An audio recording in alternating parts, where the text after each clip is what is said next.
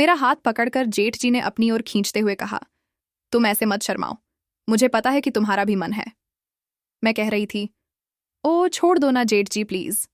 कहानी बहुत ही इंटरेस्टिंग है दोस्तों, इसे लिखने में बहुत मेहनत लगती है, इसलिए अगर आप चैनल पर नए हैं तो इस स्टोरी एक्सपीरियंस चैनल को सब्सक्राइब जरूर कर लीजिए। मेरा नाम वंदना है, मेरी उम्र 23 साल है। ये घटना उस समय की है जब मैं अपने ससुराल इंदौर में थी और मेरे पति मनोज दक्षिण अफ्रीका में थे, क्योंकि मेरे पति वहाँ नौकरी करते हैं और वहाँ उन्हें अच्छी सैलरी मिलती है। ससुराल में मेरे साथ जेठ जेठानी और सास ससुर थे। शादी के 6 महीने बाद ही मेरे पति को कंपनी की तरफ से विदेश जाने का मौका मिला। कई सालों से इस मौके का इंतजार था उन्हें, तो उन्होंने विदेश जाने के लिए ज्यादा नहीं सोचा, क्योंकि ऐसा मौका किस्मत वालों को ही मिलता है। मेरी जेठानी प्रेग्नेंट थी तो उनकी देखभाल के लिए मैं ससुराल में ही रुक गई, जबकि मेरी माँ ने मुझे मायके आने के लिए कहा था। मेरी जेठानी की डिलीवरी का समय आया तो उन्हें अस्पताल में भर्ती किया गया। मेरे सास ससुर अस्पताल में रुक गए थे और मैं घर संभाल रही थी। एक दिन मैं बाथरूम से नहाकर बाहर आई तो मेरे जेठ मेरे सामने खड़े थे। उन्हें सामने देखकर मैं एकदम सकपका गई। मुझे बिल्कुल भी उम्मीद नहीं थी कि बाहर वह खड़े होंगे। मैं सिर झुकाए उनके बगल से जाने के लिए निकली, मगर उन्होंने मेरा हाथ पकड़ लिया। मैंने हाथ छुड़ाने की भरपूर कोशिश की, मगर मैं नहीं कर पाई। उन्होंने कहा, बहू शर्मा क्यों रही है, चलो कमरे में। मेरे पति घर में नहीं थे। मुझे उनकी बहुत याद आती थी, क्योंकि दरअसल मन तो मेरा भी था। फिर भी मैंने लोकलाज और संस्कारों के कारण धीमी आवाज में उन्हें समझाने की कोशिश की। जेठ जी, ये सब गलत है, प्लीज हाथ छोड़िए।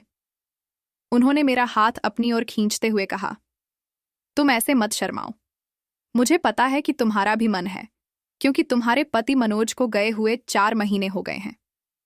कब तक उसकी याद में जलती रहोगी? इतना कहकर उन्होंने आरंभ किया। मैं किसी को कुछ बता भी नहीं सकती थी, क्योंकि सब यही समझते कि मैं झूठ बोल रही हूं। घर में कोई था भी नहीं। फिर मैं भी खुद को रोक नहीं पाई। मेरी स्थिति बहुत अजीब हो गई थी। अब मेरा दिल जोर जोर से धड़कने लगा। इससे पहले कि मैं उन्हें फिर से मना करती, तब तक मैंने हाथ छुड़ाया। मैं उनसे लगातार कह रही थी, अब बस भी करो जेठ जी, बहुत देर हो गया। तभी दरवाजे पर दस्तक हुई। मैं फटाक से गई और दरवाजा खोला तो सामने ससुर खड़े थे। मेरी साड़ी उलझी हुई थी। वो समझ गए, लेकिन उन्होंने कुछ कहा नहीं।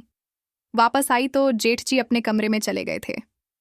मैंने ससुर को खाना खिलाकर वापस अस्पताल भेज दिया और फिर मैं अपने कमरे में चली गई। लेकिन अब भी वो खूबसूरत मंजर मेरे दिमाग में चल रहा था। मैं सोच रही थी, काश ये मौका हर रोज मिले, क्योंकि मुझे इसमें आनंद की अनुभूति हो रही थी। लेकिन मैं सीधा जेठ जी से जाकर कह भी नहीं सकती थी जो मुझे चाहिए। मैं तो उन्हीं का इंतजार कर रही थी।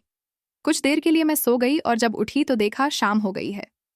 सास ने मेरे पास फोन मिलाया और कहा, तुम्हारी जेठानी की तबीयत ज्यादा गंभीर है, इसलिए आज हम लोग अस्पताल में ही रुकेंगे। तब मैंने उन लोगों के लिए खाना बनाया और जेठ जी से अस्पताल में खाना भेजवा दिया। जब जेठ जी खाना देकर वापस आए तो मैं छत पर सुहाने मौसम का आनंद ले रही थी।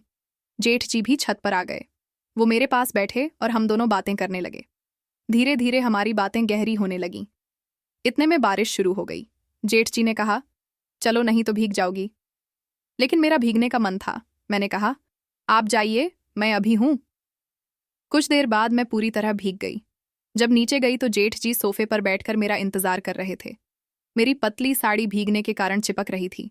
मैंने हॉल की सारी लाइटें बंद की और मैं भी जाकर सोफे पे बैठ गई। फिर मेरा हाथ जेठ जी के डंडे पर चला गया। अब मैं असीम आनंद की अनुभूति को जीवंत बनाने में सक्षम थी। इतना आनंद कभी मुझे मेरे पति के साथ रहकर नहीं मिला था। हमने कैसे क्या क्या किया, डिटेल में जानने के लिए कमेंट में पार्ट 2 लिख दीजिए, जिसके बाद अगली वीडियो में मैं आपको हर एक चीज़ अच्छे से बताऊंगी। तो आने वाली वीडियो देखने के लिए इस वीडियो को लाइक करके इस स्टोरी एक्सपीरियंस चैनल को सब्सक्राइब कर लीजिए। मैं फिर मिलूंगी अगली वीडियो में।